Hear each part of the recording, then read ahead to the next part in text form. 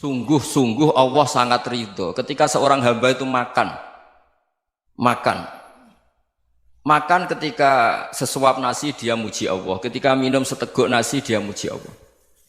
Itu kalau orang diridhoni Allah itu wali betul. Itu untuk jadi wali itu gampang, kamu makan ridho, kamu nginjak buminya Allah ridho seneng, kamu hidup keseharian aman seneng. Nah ini supaya sampean kita semua ngaji betapa panduan Rasulullah untuk menggapai ridho Allah itu banyak yang keseharian sekali. Saking kesehariannya banyak dalam hadis dan itu sahih. Nabi menyebut hal-hal yang keseharian. Hatta ma tas'alu fi fimra'atika, kamu punya uang kemudian istri kamu bisa makan itu ibadah. Bahkan sebagian ibadah itu dicontohkan Nabi yang akhirnya diprotes sahabat. Yaitu wa fi buti ahadikum sedekah, kamu menggauli istri kamu itu ya sedekah. Sampai sahabat bilang yang benar ya Rasulullah. Ayati ahaduna syahwatahu wa huwa lahu ajrun. Masa urusan biologis, urusan syahwat kemudian dia dapat pahala. Nabi menjawab, alaysa lawadu'aha fi haramin akana alaihi wisrun. Bagaimana kalau dia meletakkan ke yang tidak benar itu kan dosa. Nah, hal-hal seperti ini yang saya ingin teman-teman semua saya juga agak ingin ngaji demi Anda juga agak ingin. Itu dosa sekali ngaji kok pesanan kelompok tertentu itu enggak boleh. Islam itu untuk semua. Jadi ya cuma karena di depan saya jenengan ya seakan-akan jenengan korbannya. Itu ada ilmunya dalam usul fikih itu. Jadi orang itu harus ngaji usul fikih. Nama yang disebut, mungkin Mas Sufyan masih ingat zaman ngaji usul fikih. Nama yang disebut itu tidak jaminan sebagai prioritas perintah. Jadi misalnya gini, kebetulan yang di depan Nabi itu Abu Dzar. Nabi ya bilang, ya Abu Dzarin ini uhibbuka misalnya, atau ya Mu'ad ini muhibbuka, atau ya Abu Hurairah ini uhibbuka misalnya. Banyaklah riwayat yang Nabi nyebut ya Abu Dzarin, ya Mu'ad, ya Abu Hurairah. Kemudian misalnya Nabi meneruskan khitab, ini uhibbuka, saya mencintai kamu, fakul dubur sholatin, atau sebagian riwayat disebut fala tada'anna dubura kulli sholatin, Allahumma inni ala dzikrika wa syukrika wa husni ibadatik. Saya mencintai kamu, siapa saja. Mu'ad bisa, Abu Dzar bisa siapa? Saya mencintai kamu, mohon kalau habis sholat kamu jangan lupa wiridan Allahumma a'inni ala dzikrika wa syukrika wa husni ibadatik. Ya Allah, tolong kami permudah supaya mudah ingat engkau. Anda tidak bisa mentang-mentang, wong nama saya Parmin, nama saya Purnomo, itu yang diperintahkan Mu'ad misalnya. Jadi yang disebut satu, tapi khitab itu untuk siapa saja. Saya teruskan ya. Jadi saya mohon semua kita melakukan kebaikan itu kalau dalam kaidah fikih disebut al yakin la yuzalu bisyak. Banyak kebaikan yang kebenarannya itu 100%. Tidak punya efek samping ke pihak lain, ke kelompok lain, ke komunitas lain. Itu tadi misalnya Anda makan dan itu murah sekali, hanya butuh satu piring. Setiap punyaan kamu muji Allah, setiap minum kamu muji Allah. Itu redaksinya Rasulullah SAW disebut Allah sangat ridho ketika seorang hamba makan, kemudian dia memuji Allah, atau minum kemudian dia muji Allah. Logikanya gampang. Negara seperti ini yang kamu harapkan bentuknya kayak apa, mertua, ipar, komunitas, tetangga, itu nyata terjadi itu kan belum pasti. Sementara yang mesti terjadi adalah kamu butuh makan, kalau tidak mati. Butuh minum, kalau tidak mati. Butuh bumi yang nyaman ditempati, kalau tidak kita juga mati. Sebab itu Allah kalau menyebut nikmatnya itu hal-hal yang keseharian. Alladzi at'amahum min ju'. Allah itu siapa? Allah itu yang menciptakan kamu bisa makan. Tidak berlebihan. Allah itu yang menciptakan kondisi sosial itu ideal. Zaman Nabi itu ya ada orang munafik. Orang-orang pilihan Allah itu juga diuji orang sekelilingnya yang macam-macam. Semua diuji sesuai konteks zaman dan waktu. Nah, tapi ada ibadah-ibadah yang selalu disarankan Nabi. Sampai Nabi itu pernah ditanya, ayul islami khairun ya Rasulullah, Islam terbaik itu gimana? Jawaban Nabi itu unik. It'amu to'am. Islam terbaik itu ya makan-makan, santai-santai.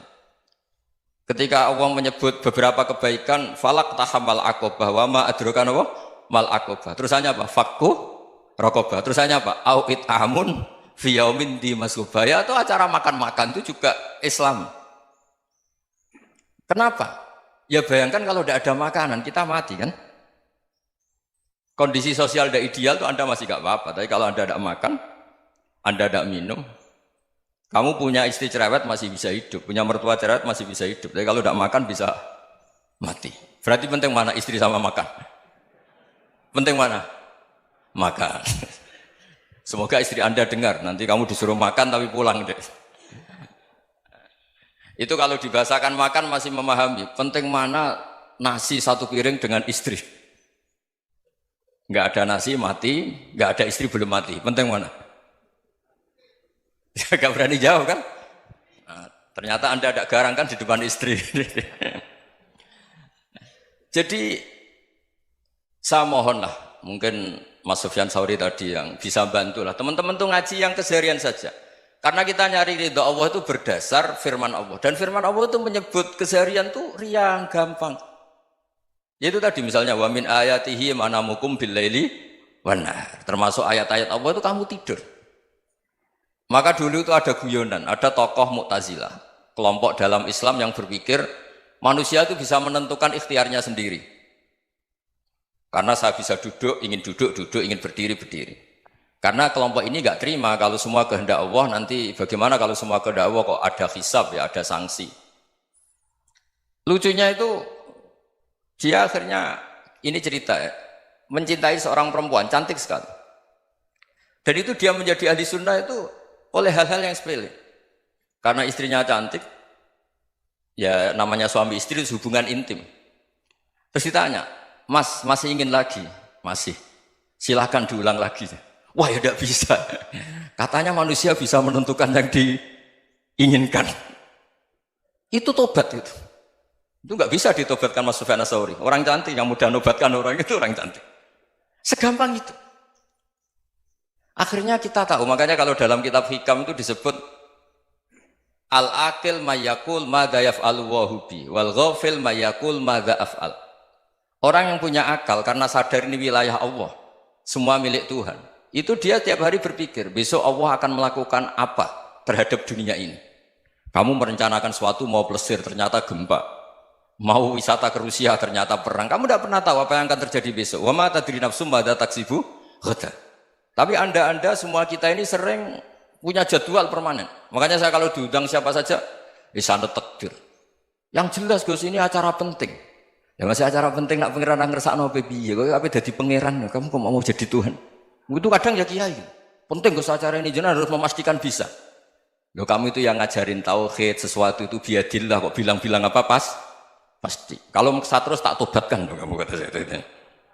Ya kalau gitu Gus bilang insya Allah. Wah itu hati saya, fisik saya, roh saya sudah bilang insya Allah. Tidak usah kamu latih kata saya. Nah hal-hal tauhid keseharian itu gampang sebetulnya. Wal ghafil yaqulu madza af'al. Tapi orang yang lupa Allah dia setiap hari bilang besok apa? Kita bisa melakukan apa? Seakan-akan dia itu aktor, dia penting, dia subjek permanen, dia. Padahal kita ini hanya objek kehendak Allah Subhanahu wa taala. Karena kita yakin sesuatu yang terjadi di alam raya ini kita tidak bisa apa-apa. Makanya saya sering ngaji, sering bilang saya, ketika Anda mensifati Allah, Dia yang menghidupkan. Sudah itu tanamkan sehingga ketika kita mati santai saja. Kenapa santai? Allah punya cara menghidupkan kita. Zaman kita hidup juga gak tahu caranya ngelola jantung, ngelola paru-paru. Kamu juga gak tahu ngelola oksigen yang tidak beracun, tidak mengandung polusi. Tahu-tahu hidup. Gak ingin tua ya tahu-tahu tua, gak ingin mati tahu-tahu mati. Selama ini kita hidup juga gak tahu apa sebetulnya. Hanya gaya tok, punya jadwal, punya planning. Kalau kamu bisa menentukan pilihan Anda, pasti Anda istrinya cantik, 4 neriman semua, kona'ah semua. Nyatanya enggak kan? Ada 1 jelek, cerewet. Wah itu kan, nyatanya enggak bisa apa-apa Anda kan? Dan kamu bawa mati lagi. Itu kan, istri Anda juga gitu, punya keinginan, punya suami yang ganteng, yang jabat, yang neriman, yang enggak poligami. Ya enggak kesampaian juga. Kalau kita ngitung tingkat kegagalan kita itu gagal terus. Ya kan? Nah, terus ingat Allah, madza yaf'alu wa bi. Orang yang punya akal selalu berpikir Allah itu menghendaki apa terhadap saya. Lalu sama-sama orang melihat orang yang serius. Itu kata Anda itu pemikir berat, serius. Senang punya tokoh yang merengut tuh, karena kamu anggap serius. Tapi sebagian orang menganggap orang yang serius itu wong merengut, wong masam, wong muka kok ditekuk. Jadi sama Itu hati ya muqallibal qulub tsabbit qalbi ala dini, karena kita enggak tahu cara berpikir kita tentang orang lain, tentang sekeliling kita. Misalnya kita orang baik yang jenis ngrumat fakir miskin. Ada orang bangun masjid mewah itu janggal. Apa artinya masjid mewah kalau banyak orang kelaparan? Tapi kalau yang jenis pendidikan, apa artinya masjid mewah kalau tidak bisa ngaji? Nanti yang jenis infrastruktur, apa artinya ini kalau semuanya punya sudut pandang yang berbeda-beda. Dan Islam mengapresiasi semua kebaikan. Tapi katakan semua kebaikan itu adalah kehendak Allah Subhanahu wa taala. Karena apapun baik Anda itu pakai fasilitas yang diberikan oleh Allah Subhanahu wa taala. Sehingga ini yang disebut qulillah tsumma darhum fi khawdihim yal'abun. Ya kembali tadi ke tema-tema bahwa keseharian Anda ini sudah Islami. Saat Anda tidak bisa melakukan apa saja. Saya sering ada jenazah, biasanya kalau tetangga meninggal saya sering disuruh ngelepas. Saya bilang orang ini baik. Karena sering ngelamun di rumah, sering nganggur di rumah. Ditanya sama anaknya, kenapa Gus nganggur baik? Ya kalau dia nganggur artinya juga agak berbuat sesuatu yang maksiat kan? Ya kan? Orang nganggur di rumahnya ya tidak bunuh orang, tidak maling, tidak korupsi, ya namanya nganggur di rumah. Lah cuma istri cara pandang nganggur gak menghasilkan uang itu. Tapi juga gak menghasilkan kriminal kan? Jadi sebenarnya Islam itu cara, makanya kalau sampai ngaji usul fikih itu ada kitab usul fikih, namanya Lubul Usul, itu terkenal sekali di pesantren itu. Itu kalau ngapresiasi keseharian itu luar biasa. Izma min mubahin illa wa yatahaqqaqu bihi tarku haramimma. Karena keseharian yang mubah saat Anda lakukan itu ada kehebatan yang luar biasa, yaitu meninggalkan haram. Makanya dulu banyak orang-orang alim ketemu temannya itu guyon sampai semalaman. Itu biasanya yang semangat Islam itu kiai kok tidak tahajud, kiai kok tidak witir. Orang yang sedang mapan uangnya banyak, malam itu tidak kelayaban itu sudah luar biasa. Melawan nafsu supaya tidak maksiat itu sudah luar biasa. Supaya lupa guyon sama temannya semalaman sampai subuh. Gejlok-gejlokan ngenang zaman miskin, zaman kuliah nggak jelas, zaman apa. Melihatnya jangan takut tahajud. Seperti ini meninggalkan tahajud, tapi meninggalnya ini talqul muharramat. Jadi kayak apa hebatnya? Sehingga Imam Ghazali punya riwayat yang agak unik. Hatta takuna ibadatu akhiri hadil ummah iku an-naum. Sehingga suatu saat ibadah terbaik umat ini itu tidur. Itu kan riwayat kontroversi. Ketika Imam Ghazali tanya, kenapa iya? Kenapa kamu mulai keluar dari rumah itu sudah banyak maksiat? Melihat perempuan yang enggak mahram, melihat fenomena. Tapi kalau kamu tidur itu enggak melihat apa-apa. Tapi juga kamu jangan nganggap tidur itu ibadah betul. Saatnya melakukan fardhu ain malah masih tidur. Tapi itu sudut pandang yang menjadikan kita Islam itu gampang. Jadi saat Anda tidak bisa aktivitas apa-apa, misalnya ada beberapa orang yang lumpuh. Lumpuh itu memang nggak bisa Jumatan, nggak bisa ibadah, tapi dia juga nggak bisa maksiat. Tidur itu memang Anda saat itu tidak bisa tahajud, tidak bisa witir, tapi saat itu ada zina, ada maling, tidak gosipkan orang, tidak bully orang, tidak menanamkan kebencian, tidak hasud. Sehingga tidur menurut Allah Ta'ala wa min ayatihi manamukum billaili apa? Wan nahar. Karena di tidur itu selain ada unsur istirahat, jaga kestamina, juga ada unsur meninggalkan beberapa keburukan. Nah saya mohon ibadah yang keseharian ini kita jaga. Supaya kita semua baca ayat itu fasih. Fasih itu tertanam di hati. Allah itu siapa? Alladzi at'amahum min ju'i wa amanahum min khauf. Dan Allah kalau cerita di Quran itu anna sababnal ma'a sabba thumma syaqaqnal ardha wa syaqqa fa ambatna fiha habba wa inaba wa qadba wa zaituna wa nakhla wa hadaika hulba. Kamu tahu saya ini siapa kata Allah? Saya ini adalah Tuhan yang menurunkan air, kemudian ada tanaman banyak. Habba wa inaba wa qadba, ada zaitun, ada tin, kalau orang Jawa mungkin ada tela, ada padi, ada mangga, ada pisang. Sudah. Wa inaba wa zaituna wa nakhla wa hadaika hulba. Ada perkebunan yang lebat. Tujuannya apa? Mata Allahkum, silahkan kamu pakai, kamu nikmati. Tapi karena kadang kita ini punya ide-ide besar. Tadi untuk syukur saja nunggu punya istri riman, rumah baik, tetangga baik, komunitas baik, semuanya baik baru syukur. Lama-lama nanti ada di surga, syukurnya nunggu surga paling kelas A.